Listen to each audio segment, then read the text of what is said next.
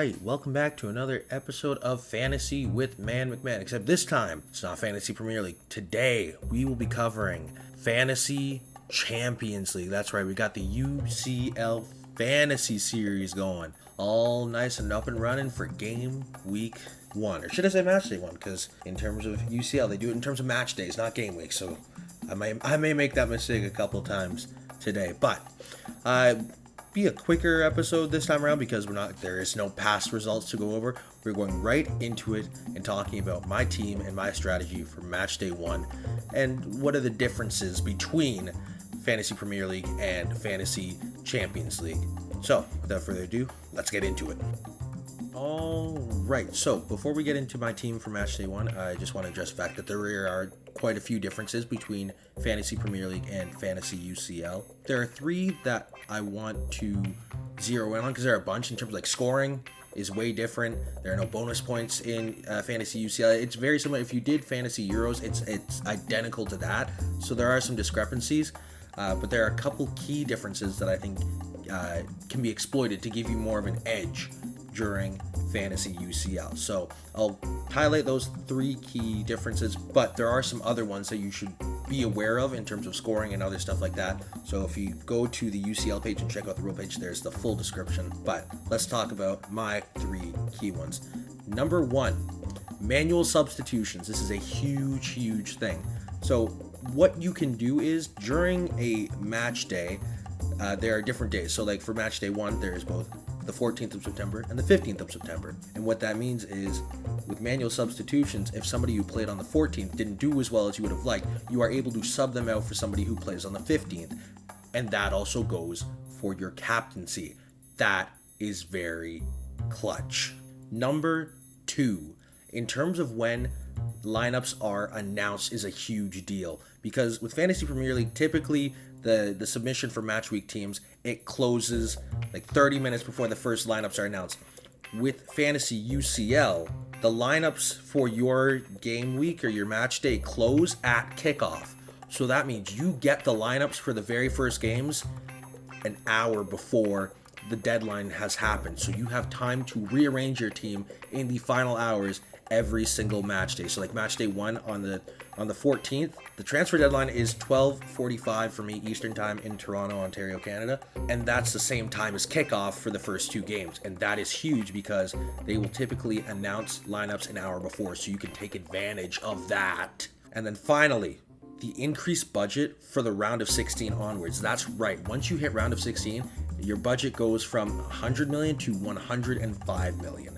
And let me tell you, I just really appreciate that because sometimes, like, you know, there's certain game weeks you want that extra budget. I know a lot of people were complaining about that when Ronaldo got added to FPL. Everybody wanted a bigger budget.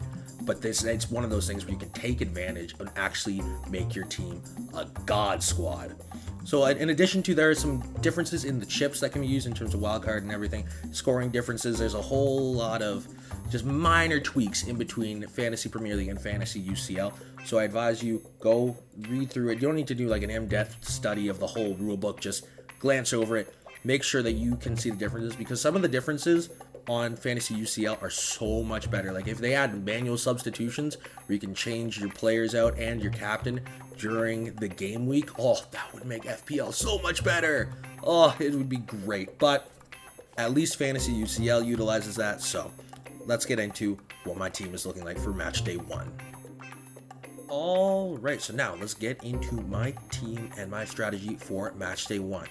So my team and strategy are based around 8 fixtures featuring 9 different teams. Number 1, Man United against Young Boys. Number 2, Dynamo Kiev against Benfica. And number 3, last game on Tuesday the 14th, Chelsea against Zenit. Moving on to Wednesday the 15th, we've got Dortmund against Besiktas, PSG against Club Brugge, Man City against Leipzig, Liverpool against Milan, and finally Sporting CP against Ajax. So those are the teams that I am looking at. Well, the fixtures that I'm looking at. I'm not looking at all those teams. So this is my team on screen now. Some of these players are purely here just because they're cheap. If you look at Neshadet there, my backup goalkeeper, it only costs 4. Alvarez, also on the bench, 4.5 for a midfielder. Same thing with Karaveev, 4.5 for a midfielder, and Santos 4 for a defender. Those are, and of course Mori, you can see him there. Mori on my bench for Dortmund, these are the bargain pieces so I can make sure I can get the highest quality of players on the field. So in terms of what my team will actually be, the major players, we've got Haaland, Mbappe, Ronaldo, Royce, Jorginho, Torres, Rudiger, Hakimi, Mendy, Alexander-Arnold.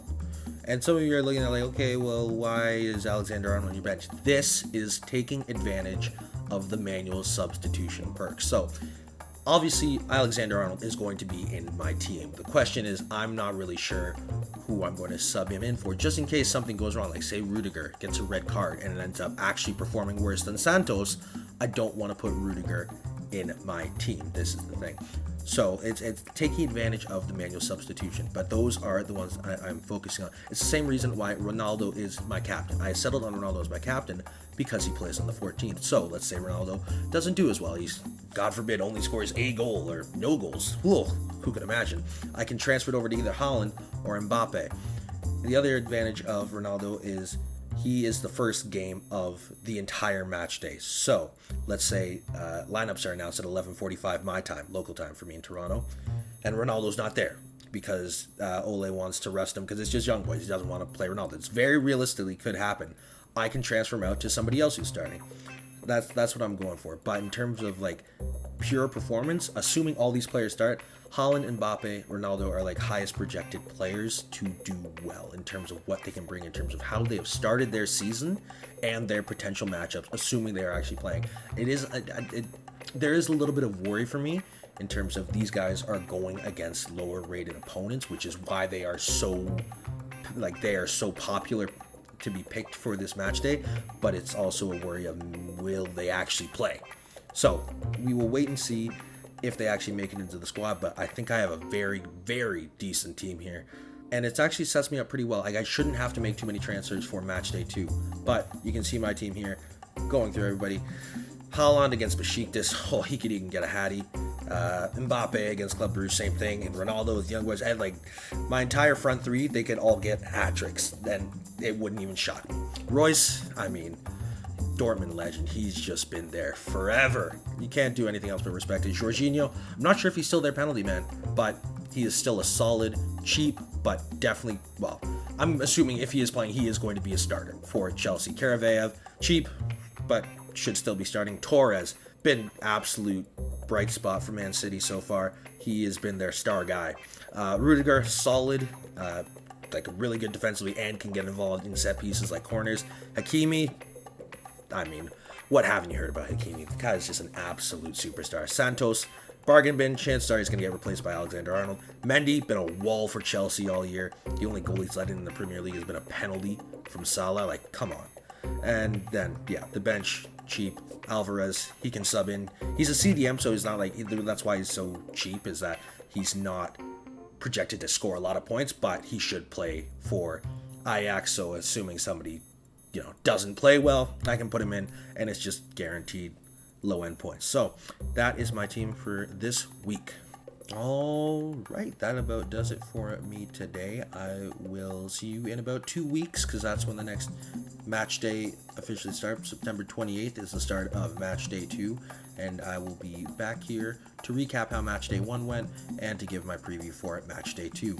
Later this week, we will be going over my plan for game week 5 of Fantasy Premier League, and also doing a little recap of game week 4 and how it's gone. And let me tell you, so far, not going great, but that's life.